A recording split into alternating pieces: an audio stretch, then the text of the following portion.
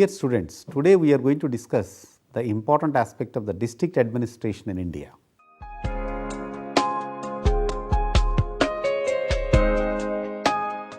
The institution of the district collector was created more than 246 years ago in 1772, is one of the most significant institutions bequeathed by the colonial rulers to independent India's public administration system. He, that is the collector, is the highest functionary of the district administration in the country.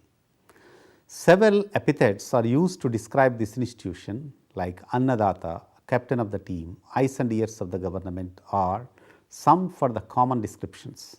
Collector is also described as the kingpin of the district administration, the keystone of the arc of district administration, the area specialist, and more recently in more benevolent terms as friend, philosopher and guide, advisor, educator and helper, the mainspring of development and so on.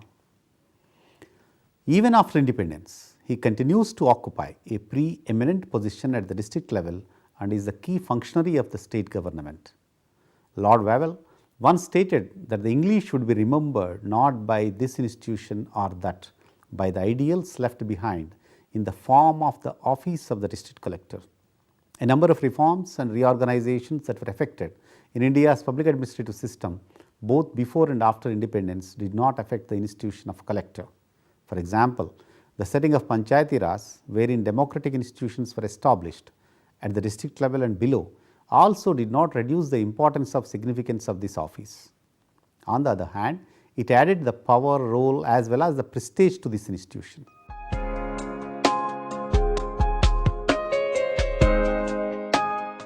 The office of the district collector in India has a long history. Its origin is related to the concept of a territorial unit of administration. During the Mauryan period, the kingdom was divided into convenient territorial units and each unit was placed under the official known as Rajuka.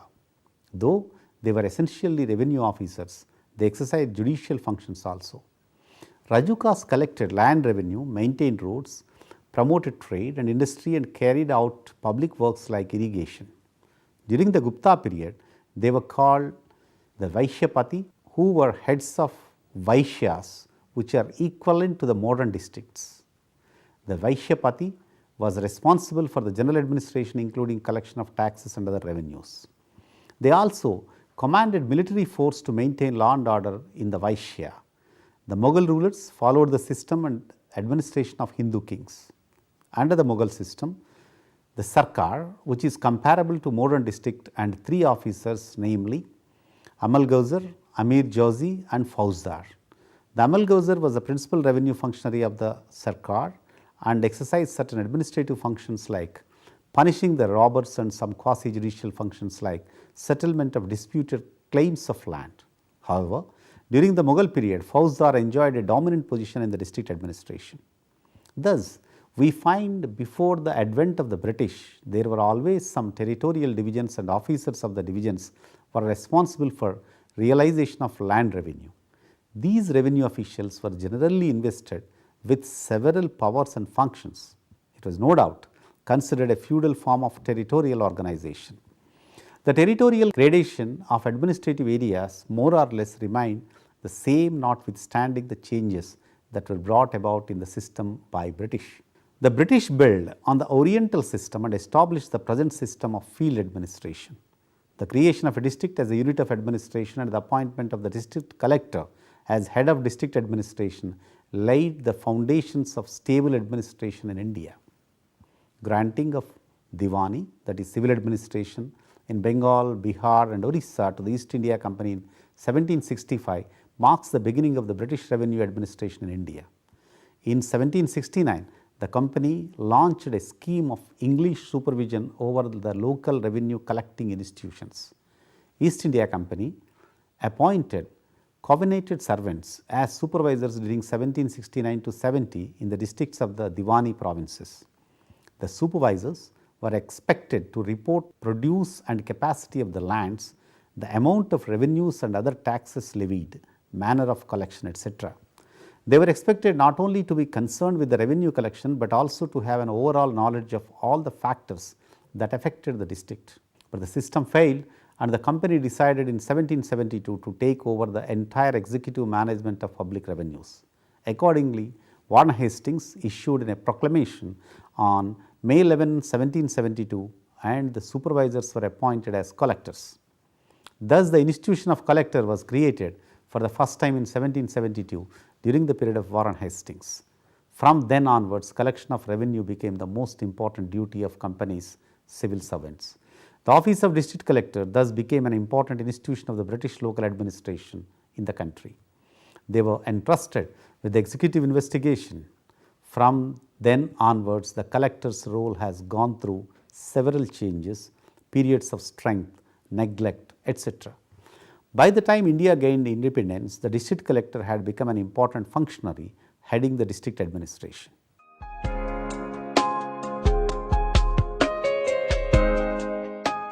Districts in India, national perspective. In India, there is no uniformity in the size of states either in population or area or in any other indicator. Some states are larger than several countries of world, creating problems of governance. For example, the present Uttar Pradesh is larger than countries like Brazil, Bangladesh, Japan, etc. This, apart from political reasons, is a major factor in the demand for new states, and this is a continuing demand ever since states reorganization in 1956. The demands for Vidarbha and Maharashtra, Bodoland in Assam, Gurkhaland in West Bengal, Haryana Pradesh in Uttar Pradesh, etc. are cases in point. The political parties have always been formulating these demands. Similarly, there are wide variations in India, districts in India, which evolved over centuries and decades in area and population. For example, the Thane district in Maharashtra, North 24 Parganas in West Bengal, with over 10 million population as per census 2011, resemble not only states in the country, but even countries of the world. It is these variations that is resulting in the demand for smaller administrative units like districts to bring the people closer to the administration. District of unmanageable size. In 2011, as per the census, there were 640 districts in India. As per the latest reports, in 2016, there are 687 districts, an increase of 47 over 2011.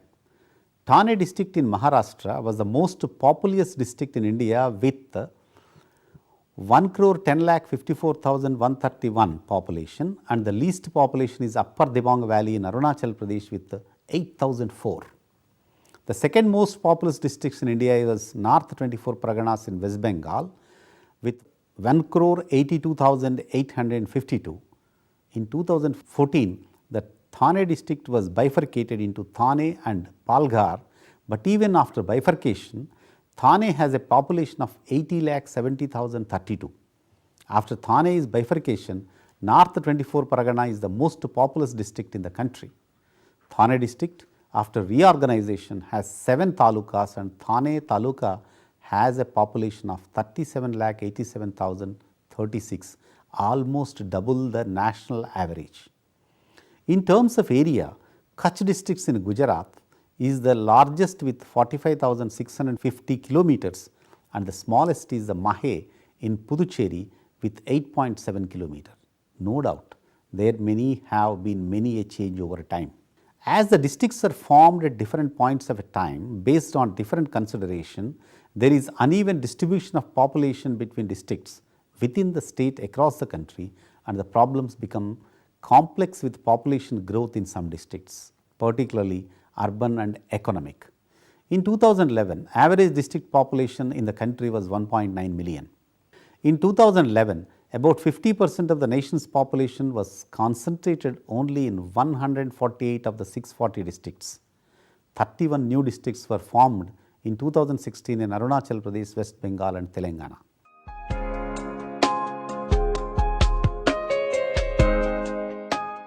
The office of the district collector is an important institution bequeathed by the British rulers to the Indian administrative system. He performs traditional revenue functions as well as development functions. Throughout the country, the power and functions of the collector more or less remain the same. Though there are variations in matters of detail, broadly the collector performs the following traditional functions as the district collector. 1. Posting, transfers and sanctioning leaves of the gazetted officers within the district.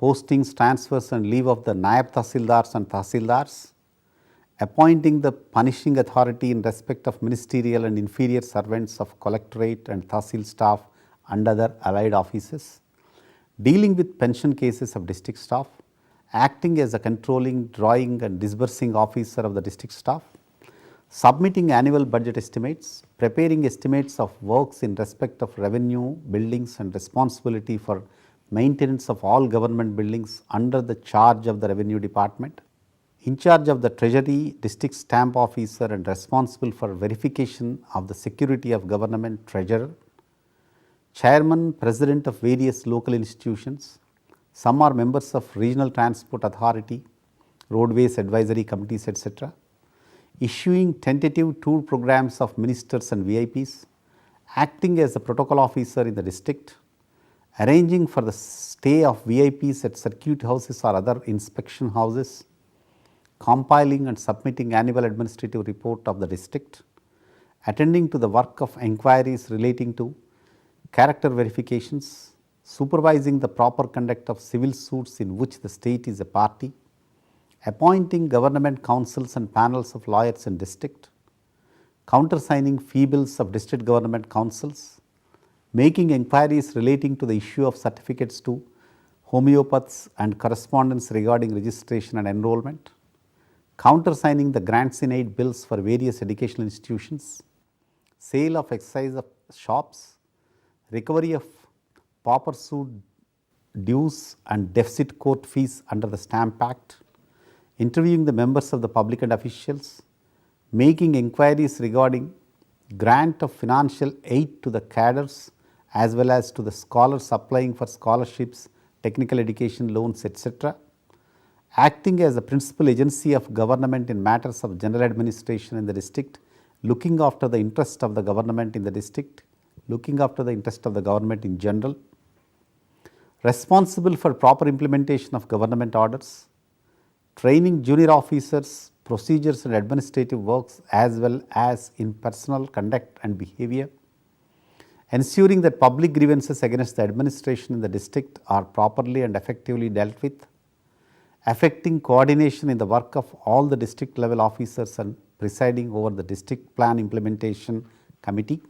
As a head of a revenue, collector of a land revenue, collection of canal dues, collection of other government dues, distribution of Takavi loans, recover of Takavi dues, national calamities, assessment of losses to crop and recommendations of relief, distribution of distress Takavi, relief of fire sufferers, all matters relating to the land records, control over land records and establishment, collecting and furnishing multifarious agrarian statistics regarding rainfall, crop, etc., land acquisition work, supervision of treasury and sub-treasuries, sanctioning land revenue assignment, payment of Jamindari abolition, compensation and rehabilitation grant, assessment and realization of agricultural income tax, as ex officio Deputy Director of Consolidation of Holdings, hearing appeal against the orders of the lower authorities,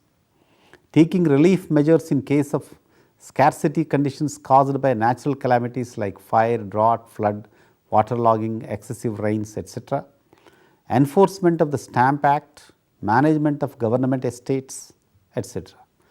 As a district magistrate, control and supervision of the subordinate magistracy and to order magisterial postings during festivals, promulgation of orders whenever there is any danger of breach of public peace and tranquility, disposal of all the petitions and miscellaneous general complaints received from government and others, making jail inspections and expeditious disposal of cases of under trial prisoners, grant of superior classes to prisoners, premature release of prisoners on parole, dealing with mercy petitions from prisoners, as the head of criminal administration of the district, controlling and directing the action of the police, submitting an annual criminal report to the government, appointment and punishment of village chowkidars, inspections of police stations once a year, sanctioning expunction of a crime from the crime register, recovery of repatriation charges, accidents, payments under the Workmen's Compensation Act, labor problems, strikes, etc., recovery of cases, prosecution under Sugar Factories Control Act, infringements of the Trademark Act, sanction of temporary electric connections including inquiries regarding breach, grant and cancellation of many kinds of licenses, supervision over supply office and rent control and eviction officer under Rent Control Act and supply matters, supervision and control over local bodies, municipal boards, notified areas, town areas and channel for correspondence, enforcement of the Cinema, Entertainment and Betting Tax Act, recommendations for the issue of passports and visas, supervision of the work of probation officers, making of reception orders for Lontics, enforcement of the Press Act and disposal of declaration in respect of the press and newspapers, administration of nozzle lands, recommendations of schemes for the development of forest, issue of permits for the cutting of trees, control and supervision of election work in the district, issue of certificates for domicile, scheduled and backward classes, guardianship of political sufferers, etc., providing for affixation of poles, etc., on private lands or building for conveyance of electronic current.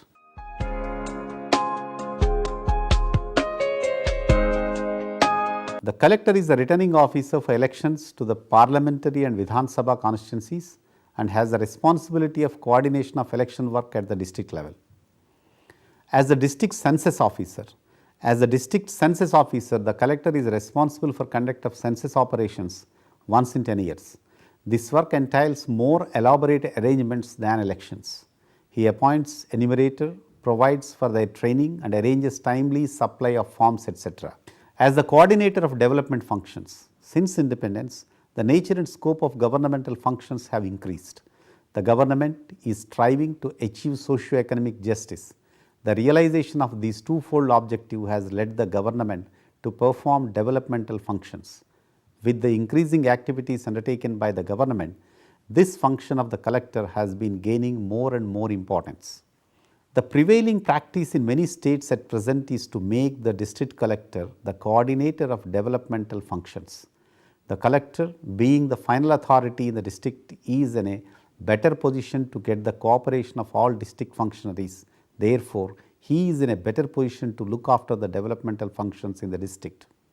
In agricultural development programs, a large number of agencies were required to supply inputs wisely. Therefore, coordination is required to make sure that the necessary inputs are available to the farmers at proper time. Moreover, there are a number of special programs like Integrated Rural Development Program, Drought Prone Areas Program, Desert Development Program, Rural Landless Employment Guarantee Program, National Rural Employment Program, Training and Visit System, JRY, Prime Minister's Employment Program, etc. There is hardly any program which does not involve the land acquisition, land management, regularization of the sale and purchase of land, etc. A number of coordination committees are functioning for implementation of various programs under the district collector to ensure successful implementation of different development programs. Even the above list is formidable as it looks, leaves many things unsaid. In fact, functions not specifically allotted to any officer by any department, but which nonetheless are required to be performed at the district level, devolve naturally on the collector. All this obviously entails an enormous amount of work for the district collector. Changing role of the district collector. The role of the collector is changing at a fast pace due to the various welfare schemes. Today, his judicial role is no longer considered important. In fact, it has been reduced to a minimum, and the developmental role has been given the paramount importance. The collector, as the head of the district administration, is closely connected with the development programs and has acquired a key position working as a guide and philosopher. Management of the public distribution system is considered to be one of the most important roles of a collector today. Recommendations of the Administrative Reforms Commission. The Administrative Reform Commission also made some recommendations on district administration. The main recommendations are A. In the states where the judicial work of the collector has not yet been transferred to the judiciary, steps may be taken to have it so transferred. In those states in which only a partial transfer of judicial work has taken place, steps may be taken to make the transfer complete. B. The district administration should be divided into two sectors, one concerned with regulatory functions and the other with the development functions. The district collector should be the head of the former and the Panchayati Raj administration should have the responsibility for the later. The district collector and president of the Jilla Parishad should meet at periodic intervals to resolve matters calling for coordination between the regulatory and developmental administration. This procedure should be given official recognition in the legislation dealing with the Panchayati Raj. The collector and the district magistrate as the head of the regulatory administration in the district should exercise general supervisory control over the police organizations in the district. Except in an emergency, should not interfere with the internal working of the police administration. In the day-to-day work of the police organization and with regard to routine matters like postings and transfers, the district superintendent of police should have full control. The collector should annually record his views on the performance of the district superintendent of police. It should not normally be necessary for the collector or any other district officer to wait upon a visiting dignitary. The collector should spend a prescribed minimum number of days on tour with night halts in the camp. The tour should be utilized among other things for the redress of public grievances on the spot wherever possible. There should be only two administrative units whose heads are invested with powers of decision making in the district administration, one in Tehsil and the other in the headquarters of the district.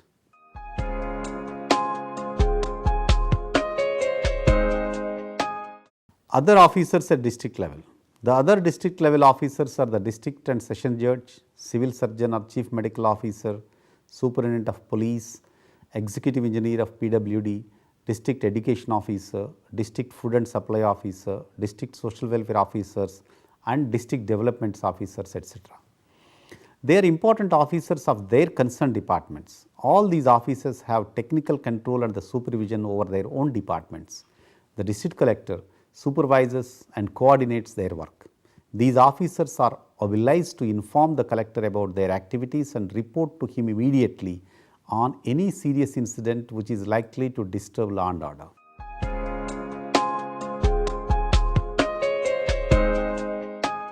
In conclusion, it can be said without any iota of doubt that the office of the district collector will remain very important in the years to come in spite of the introduction of Panchayati Raj institutions through democratic decentralization, 73rd and 74th amendments to the constitutions empowering the panchayat and municipal institutions. The collector will remain the eyes and ears of the state government and also as the king at the district level, although he is only a generalist administrator. Administrative reforms at the district level did not affect his institution and it is still a dream job for many civil servants. A lot of authority and prestige is attached with it.